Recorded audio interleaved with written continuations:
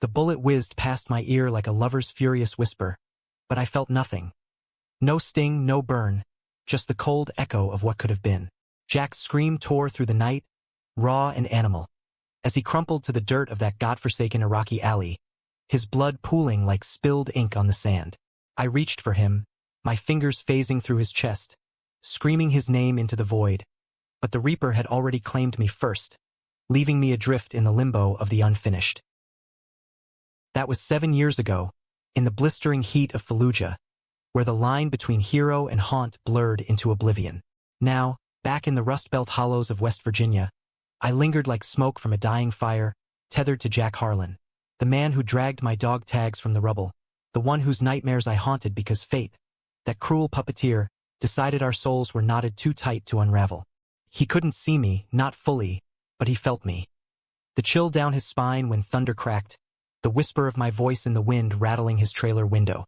Jack was a ghost in his own life, a decorated Marine sergeant turned hollow-eyed mechanic, nursing Pabst blues and war wounds in a town that forgot its sons faster than it burned its bridges. I watched him every damn day, invisible sentinel in the grease-streaked garage of Harlan's auto repair, perched on the hood of a rusted Ford like some spectral mechanic's apprentice. Jack's hands, once steady on an M4, now trembled as he torqued bolts. His broad shoulders slumped under the weight of ghosts heavier than mine. At 34, he was all sharp angles and faded ink. Tattoos of eagles and anchors snaking up arms corded from lifting engines and regrets. His eyes, storm gray and shadowed, scanned the horizon like he was still patrolling dunes, waiting for the next IED. We'd been more than brothers in arms back there. Stolen glances in the barracks, a fumbling kiss under the stars one night when the mortars fell silent. But war didn't give a shit about love, it just took. Harlan, you gonna fix this heap or stare it to death? Old man Jenkins barked from the counter, his voice gravel over glass. Jack grunted, wiping sweat from his brow with a rag that smelled of oil and old lies. I leaned closer, willing him to feel my presence, to remember the boy who'd promised him a life beyond the sand. But he didn't. He never did. Not since the day he woke up in Walter Reed, screaming my name, Elias, to nurses who chalked it up to shell shock. Nights were worse. In the dim glow of his single-wide trailer on the edge of Blue Ridge Hollow, Jack would slump into that sagging armchair, a bottle in one fist, photos in the other. There I was, grinning like an idiot in my dress blues, arm slung around his shoulder at boot camp graduation. He'd trace my face with calloused fingers, murmuring apologies to the empty room. Elias, man, I should have pulled you back. Should have. His voice cracked, bourbon slurred, and I'd curl beside him, head on his knee, pretending I could feel the warmth of his thigh through the ether. One evening, as autumn leaves clawed at the windows like desperate fingers, Jack shattered the bottle against the wall. Glass exploded in a spray of amber shards, and he roared, "Why won't you leave me alone?" It hit me like shrapnel, he knew. Not the full truth, but enough. The chill that followed him, the dreams where my face bled into his. I froze, spectral heart pounding, as he sank to the floor, head in hands. Elias, if you're out there, just go live. Don't waste it on this fuck-up. Couldn't. Our bond was ironclad, forged in foxholes and forbidden touches. A gay love story scripted by the stars and stripes, buried under don't ask, don't tell. In death, I was his shadow, his curse, his unspoken confession. But shadows don't heal. They just deepen the dark. That's when Alex came crashing in like a grenade with a faulty pin. It started innocently enough, or as innocent as anything gets in a town where the coal mines coughed up more ghosts than gold. Jack was under the chassis of a Chevy pickup, cursing a stripped lug nut, when the bell above the garage door jingled like a warning shot. In walked Alex Rivera, mid-20s, all lean muscle and easy swagger, with skin like burnished copper and black hair cropped military short, a fade that screamed fresh discharge. He wore civvies that hung loose, faded Levi's, a threadbare Ramones tee, and boots scuffed from hikes, not patrols. But his eyes, dark chocolate, sharp as a K-bar, betrayed the soldier beneath. "Need a tune-up on this old girl," Alex said, nodding to the dusty Jeep Wrangler parked outside. His voice was smooth Appalachia laced with something urban, maybe Pittsburgh roots. Jack slid out from under the truck, grease-blackened rag in hand, and froze. For a split second I saw it, recognition not of me but of a mirror. Another vet, another survivor. Yeah? What's she doing? Jack's tone was gruff, but his stance softened, shoulders easing like a knot undone. Alex leaned against the workbench, arms crossed, biceps flexing under inked sleeves. Tribal patterns swirling with dog tags etched in black. Knocking like she's got a bad heart. Intermittent. Figured it's the timing chain, but hell if I know. Just got back from Kandahar. Hands are still itching for sand. Jack's jaw tightened, but he nodded, wiping his hands. Kandahar, huh? Rough tour. I'm Jack. Harlan. Alex. Rivera. They shook, grips lingering a beat too long, and I felt it. A chill ripple through my form, like frost on a windshield. Jealousy? No, not yet.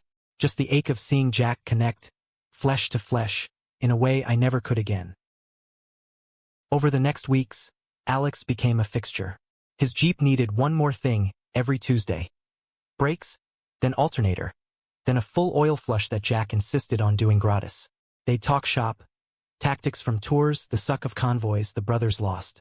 Alex opened up first, spilling about his unit's ambush in the Hindu Kush, how he'd patched a buddy's femoral while RPGs lit the sky. Jack listened, really listened, his gray eyes thawing for the first time since I'd died. One rainy afternoon, as thunder grumbled over the hollers, Alex lingered after the wrenching. You ever think about getting out? This town's got you pinned like a bad op. Jack chuckled, low and bitter, tossing a socket into the toolbox. Out? To where? Cities full of suits who thank you for your service, then cross the street. Here, at least the ghosts know my name. Alex's gaze sharpened, flicking to the faded photo of us taped to the fridge. Me and Jack, arms around each other, beers raised. Ghosts, huh? That your brother? Jack's hands stilled. Partner, Elias, didn't make it back. The words hung heavy, confession laced with grief. Alex didn't flinch, didn't pull away. Instead, he stepped closer, clapping a hand on Jack's shoulder. Solid, real. Sounds like he was a good man. Sorry, brother. No pity, just solidarity. And in that touch, I saw the spark. Two flames brushing in the dark, igniting what I'd thought was long extinguished. That night, in the trailer, Jack didn't drink. He paced, humming an old Springsteen tune, Thunder Road, the one we'd blasted on drives from base. I hovered, desperate. Jack, don't. He's not me. But he couldn't hear. By dawn, he'd texted Alex. Beer at the Hollow? 8 p.m. Their first real hangout was at the dive bar on the edge of town, neon sign flickering Blue Ridge Brews like a heartbeat. I trailed them, unseen, as they claimed a corner booth scarred with knife fights and initials. Pints of IPA arrived, foam spilling like secrets. Talk flowed easy. Comics. Alex loved Sandman. Jack stuck to Punisher. Hikes in the Monongahela forest. The kind of shit vets dream about when the world's on fire. You're holding it together better than most, Alex said, clinking glasses. Me? I wake up swinging at shadows. Jack shrugged, but his eyes lingered on Alex's mouth, the way it curved around words. Shadows are the only company I've got left. Liar, I wanted to scream. You've got me. But as the night wore on, laughter bubbled up, real, belly deep, from Jack's chest. Alex's hand brushed his on the table, accidental at first, then not. No kiss, not yet, but the air crackled with possibility, the kind that makes hearts race and ghosts fade. Back home, Jack crashed with a smile ghosting his lips. I seethed, phasing through walls in impotent fury. How dare the stranger waltz in, with his warm skin and easy grin, stealing breaths I'd hoarded for years. Our bond was eternal, wasn't it? Death hadn't dulled the fire. It had banked it, waiting for fuel. But Alex was gasoline pouring wild. Days blurred into a rhythm that mocked me. Garage sessions stretched into porch beers at Jack's trailer. Alex's Jeep forgotten in favor of shared silences under the sycamores. One evening, as fireflies danced like errant souls, Alex pulled out a battered acoustic guitar, strumming Dylan. Don't think twice. It's all right. His voice was gravel and honey, and Jack leaned in, head on knee, eyes closed. It was intimate, the kind of quiet that births confessions. "You ever love someone you couldn't have?" Alex murmured, fingers stilling on strings. Jack's breath hitched. "Every damn day. Couldn't watch. I fled to the woods, raging against trees that didn't bend. 'He's mine," I howled to the moon. But the moon knew better. Love isn't owned. It's borrowed, fleeting as foxfire. The betrayal came slow, then all at once, like an ambush at dawn. It was mid-October, leaves turning blood red as the hollow prepared for its annual harvest fair. Corn mazes, fiddles, and moonshine that could strip paint. Jack invited Alex, casual as calling shotgun, but I saw the nerves. The fresh shave, the ironed flannel. They wandered the midway hand in brush, cotton candy sticking to fingers, laughter cutting through the hay-scented air. Kids darted around Ferris wheels, and for a moment, Jack looked alive. Color in his cheeks, light in his eyes. Then, under the shadow of the haunted house tent, irony's cruel joke, Alex stopped, turning to Jack with that steady gaze. It's not just blowing off steam, is it?" Jack swallowed, voice rough. "No. God, no. But Elias." Alex cupped his jaw, thumb tracing stubble. "Elias loved you fierce. Honor that by living, Jack. Let me in." Their kiss was tentative at first, lips brushing like reconnaissance, then deepening, hungry, reclaiming. Jack's hands fisted Alex's shirt, pulling him close, and the world narrowed to that point of contact. I stood feet away, unseen storm, chest caving in. Betrayal? Scorched like white phosphorus. I died for this man, lingered in purgatory for scraps of his memory, and now he kissed another while my echo faded. That night, the trailer reeked of regret and revelation. Jack and Alex tumbled through the door, boots kicked off in a trail, shirts shed like old skins. I averted my gaze, but sounds carry. Gasps, murmurs. The creak of the bed frame under weights I'd once imagined sharing. "Jack." "Yes." Alex breathed, and Jack's reply was a broken prayer. "Elias, forgive me." Forgive? The word ignited me. I hurled spectral fury. Books flying from shelves, lights flickering like dying stars, the temperature plummeting to freezer burn. Alex bolted upright, eyes wide. "What the hell?" "Ghosts," Jack whispered, clutching sheets, face ashen. "It's him. Elias." Alex didn't run. He held Jack tighter, murmuring Spanish comforts. "Mi amor, tranquilo." As I raged on, poltergeist and heartbreak. By dawn, exhaustion claimed me, form dissipating like mist.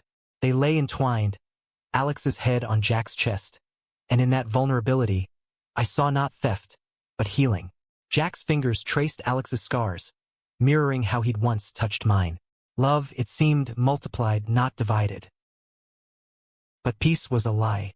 The hollow had its own demons, bred in unemployment lines and opioid haze. Whispers started, Harlan's shacked up with that spick vet. Unnatural. Bigots in trucker caps. The kind who waved Confederate flags at Friday night lights. Simmered. Tommy Bear Wilkins, a local enforcer with a rap sheet longer than the Ohio River and a grudge from Jack's high school days, fanned the flames. Bear had lost his brother in Afghanistan, blamed faggots in uniform for the collapse of Don't Ask, and Jack's happiness was a match to his powder keg. It escalated at the VFW hall, poker night under fluorescent buzz. Bear cornered Alex by the urinals, breath sour with whiskey. "Heard you're Harlan's new bitch. That true?" Alex straightened, calm as a sniper's breath. "Mind your own, man." Bear's laugh was a bark. "Town like this don't cotton to your kind." Or his, "Tell Jack. Stay in the shadows, or we'll drag you there." Word spread, poison ivy through the grapevine. Jack withdrew, paranoia creeping like fog. "They're watching," he told Alex one night, curtains drawn. "Bear's got pull with the sheriff. We gotta cool it." Alex's jaw set. "Bullshit. We fought worse than rednecks with beer guts." But doubt festered. I watched Jack unravel, my hauntings turning from rage to plea. Flickering lights as Morse code. Fight. For him. Yet he pulled away, canceling dates, burying himself in overtime. Alex persisted, showing up with takeout from the diner, forcing talks on the porch swing. "This isn't Fallujah, Jack. We don't run." One crisp November eve, As frost etched the windows, Alex confronted him. Is it me? Or Elias? Jack's face crumpled. Both. You're everything he was. Brave. Real. But loving you feels like killing him all over again. Alex's eyes flashed hurt. Then steel. Then let him go, Jack. Or you're killing us. The door slammed, echo chasing Alex into the night. Jack sank to the floor, sobbing deep, wrenching heaves that shook the trailer. I knelt beside him, hand hovering over his bowed head. I'm sorry, I whispered. The words fell on deaf ears. For the first time, guilt eclipsed jealousy. My tether wasn't love. It was chains. The line of fire came not from sand-swept streets, but the cracked asphalt of Blue Ridge Hollow's annual turkey shoot, a redneck ritual of shotguns and bravado, held in the old quarry pit under sodium lamps that hummed like angry wasps. Jack went alone, nursing a flask, avoiding Alex's texts. I shadowed him, unease coiling like barbed wire. Bear was there, of course, holding court with his crew. Tattooed bruisers in Carhartt, shotguns slung casual as six-packs. It started with taunts. Harlan, where's your boy toy? Bear bellowed, shotgun booming clay pigeons to skyward pops. Laughter rippled, ugly and sharp. Jack ignored, aiming his own scattergun, but his hands shook. A miss wide, pathetic. More jeers. Ghosts got your trigger finger. Queer? The word landed like a frag. Jack whirled, flask forgotten. Say it again, Bear. See what happens. Bear grinned, teeth yellow. You and that spick disgracing real soldiers. My brother's grave spins, cause of trash like you. Fists clenched.